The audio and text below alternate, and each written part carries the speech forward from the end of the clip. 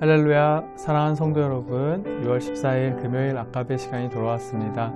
오늘 함께 나누실 말씀은 사도행전 20장 17에서 27절까지의 말씀입니다. 오늘 본문은 바울이 이제 예루살렘 교회에 연보를 전달하기 위해서 예루살렘으로 향하는 길목인 밀레도라는 도시에서 있었던 일을 다루고 있습니다. 바울이 예루살렘 교회를 향한 뜨겁고 긴급한 마음이 있었다고 했습니다. 왜 그랬다고 합니까?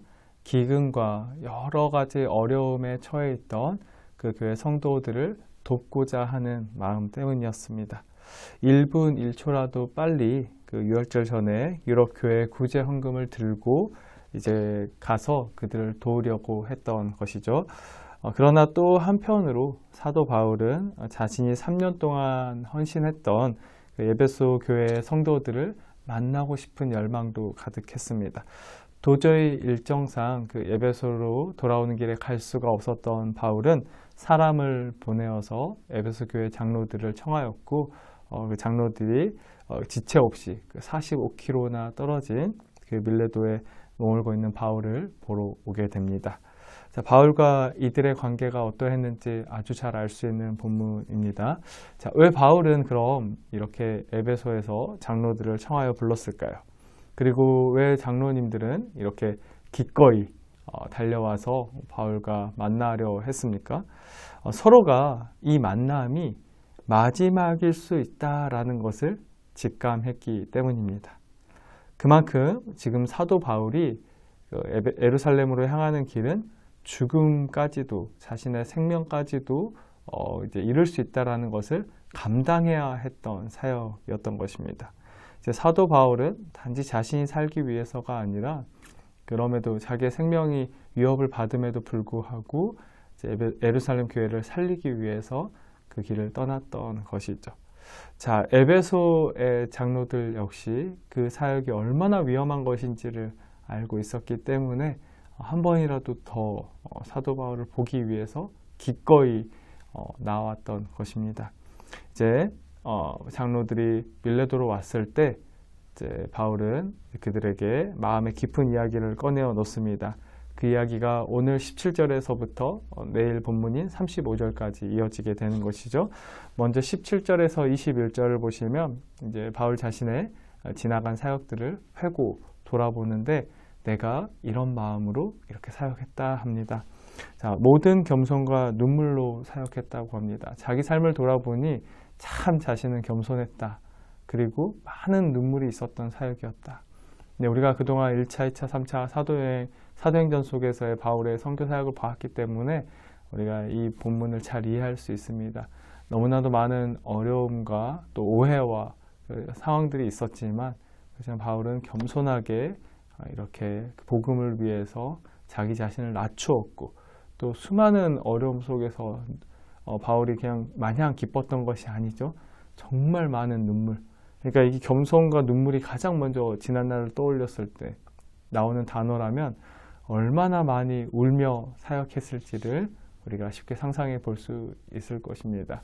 지금도 각 교회 현장에서 정말 마음 아파하며 고통스럽지만 겸손하게 그리고 눈물 흘리며 사역하는 모든 성도님들을 축복합니다.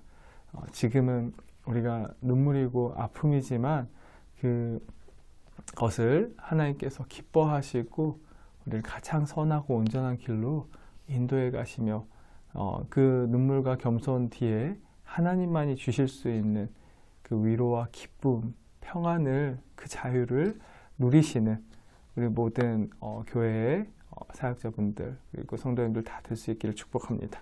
자, 이 지난 사역을 돌아보니까 또 이제 무엇이 있었습니까? 그 유대인 이렇게 바울을 직접적으로 공격했던 돌을 던졌던 그 유대인의 관계들 그리고 무리를 선동하고 거짓말했던 그 무리들이 있었는데 얼마나 평생토록 바울을 괴롭혔습니까? 자기의 대적이었죠. 근데 그런 그들의 방해와 핍박 속에서도 인내했다. 성도 여러분, 한 번 더 축복하고 권면합니다. 우리가 하나님의 자녀로 십자가를 지고 살아가다 보면 반드시 대적이 있습니다. 그때마다 우리가 포기하는 것이 아니라 그런 복음의 삶을 방해하는 그 대적을 잘 분별하여서 참고 주님 주신 길을 잘 걸어갈 수 있기를 소망합니다. 자, 그리고 이 자기의 지난 사역을 이렇게 평가하는데요. 세 번째 보면요. 주를 섬기는 사역이었다. 여러분, 우리가 사역의 현장에서 있다 보면 나를 섬길 때가 있고 다른 사람을 섬길 때가 있고 헛된 가치를 섬길 때가 있습니다. 그러나 사도 바울이 오늘 뭐라고 고백합니까? 나의 사역은 주를 섬기는 사역이었다. 하나님을 섬기는 사역이었다 라고 합니다. 네, 우리가 여러 가지 이유들로 우리에게 맡겨주신 그 사명들을 포기하고 싶을 때 내가 지금 무엇 때문에 이 사명을 포기하려 하는가, 내가 지금 누구를 섬기고 있는가를 돌아볼 필요가 있다는 것입니다. 사도 바울은 수없는 어려움 속에서도 자신을 죄와 사망에서 건져내신 내가 주를 섬기고 있는 것이기 때문에 유대인의 관계에도 수많은 사역적 어려움도 이기고 버티고 인내할 수 있었다라고 합니다. 네, 우리는 주님을 섬기는 것입니다.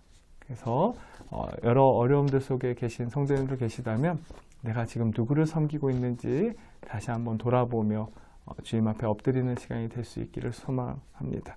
네, 네 번째로는 거리낌이 없었다. 여기 거리낌이 없다라는 단어는 후회함이 없다. 내 지난 날을 돌아봤는데 내 인생을 그렇게 하나님께 온전히 맡겨드린 것, 하나님의 뜻에 순종하며 성령에 매어 살아갔던 그 모든 순간들에 거리낌이 없고 후회함이 없었다. 여기 후회함이 없다라는 뜻은요, 움츠러들지 않았다, 뒷걸음치지 않았다. 네. 근데 이 거리낌이 없는 사역이었는데 특히 이제 어떤 부분에서 거리낌이 없었는가 뭐라고 하죠? 하나님께 대한 회개, 우리 주 예수 그리스도에 대한 믿음을 증언하는 일에 대해서만큼은 내가 타협하지 않았다. 물러서지 않았다. 그래서 그걸 내가 돌아봤더니 그건 참 내가 후회하지 않는다. 네. 이 많은 이들을 하나님께로 돌아오는 회개할 수 있도록 자신이 메시지를 선포했고 또 예수님을 믿는 믿음으로 살아갈 수 있도록 메시지를 선포했다는 것이죠. 네, 우리의 삶의 자리, 사역의 자리가 그러하기를 축복합니다. 네, 우리가 지난 날을 돌아봤을 때 후회 없는 하나님의 자녀로서의 인생을 살아가기 위해서는 이것이 반드시 필요하다는 것이죠. 내가 무엇을 위해서 봉사하고 무엇을 위해서 가르치고 내가 무엇을 위해서 살아가는가? 결국 이 복음을 증언하는, 그래서 많은 사람들이 하나님께 회개하고 예수님을 믿는 믿음으로 살아가는 이 일을 절대로 타협함 없이 살아올 때 인생을 하나님의 자녀로서 돌아봤을 때 후회가 없다. 네. 그렇게 사도 바울이 고백하고 있다는 것이죠. 자, 이것들을 자신의 지난날의 사역의 자리를 장로님들과 함께 모였을 때 다시 이렇게 상기시키면서 장로님들한테 얘기하는 이유가 무엇입니까? 네, 25절에서 27절에서도 다시 반복되고 강조하고 있습니다. 네, 이것은 내가 사역 이렇게 잘하지 않았냐, 이걸 자랑하기 위함이 아니라고 합니다. 자, 무엇이죠? 나는 이제 예루살렘으로 가서 다시는 당신들을 못 볼지도 모릅니다. 이제부터는 당신들이 내가 이렇게 사역해 왔듯이 당신들도 이 에베소 지역으로 가서 교회를 그렇게 섬기고 그렇게 사역들을 감당해야 한다는 것입니다. 지금까지는 나의 일이었는데 이제는 교회의 리더십인 당신들의 일입니다. 이렇게 겸손과 눈물로 여러 방해 속에서도 인내하고 다른 어떤 것보다도 나의 영광, 나의 만족, 나의 유익, 나의 명예가 아니라 주님을 섬기고 또 절대로 그 하나님께 대한 회개와 예수 그리스도에 대한 그 믿음, 그 복음을 증언하는 그 사명을 타협함이 없이 오직 이것을 위해서 그것을 증언하는 데 거리낌이 없는 그런 사역의 삶을 살아갈 수 있도록 교회 리더들에게 지금 권면을 하고 있다는 것입니다. 이제 나는 떠나니 당신들이 그 역할을 이어서 잘 감당해 주시길 바랍니다. 라고 권면하기 위해 이 장로님들을 불렀다라는 것이죠. 자, 이제 22절에서 24절에서는 앞으로 벌어질 일에 대한 바울의 마음과 태도입니다. 되게 사람들은 어떻습니까? 지금보다는 더 나은 삶을 위해서 살아가죠. 우리는 더 나은 미래가 있을 때 미래가 소망이 되고 기대가 되고 또 그것들을 비전이라 여기며 살아갑니다. 자, 반대로 내 삶이 지금보다 더 나아질 기미가 보이지가 않을 때 대부분의 사람들은 실망하고 더 나아가서 절망하게 되고 낙심하거나 포기하거나 또 우울, 고통, 그 미래에 대한 불안과 두려움이 찾아오게 되는 것입니다. 자, 사도 바울을 그럼 한번 보시기 바랍니다. 바울 앞에 기다리고 있는 것은 무엇이라고 합니까? 네, 결박과 환난이 나를 기다린다. 덧붙여서는 생명의 위협을 받을 정도의 미래가 지금 예정되어 있다라는 것이죠. 네. 바울이 기꺼이 주님 나라를 위해서 섬기는데요. 좋은 미래가 보장되어 있는 것이 아닙니다. 자기의 생명도 한치 앞을 알 수 없는 그런 사역의 현장을 향해서 가고 있다라는 것이죠. 그런 미래를 대하는 바울의 마음입니다.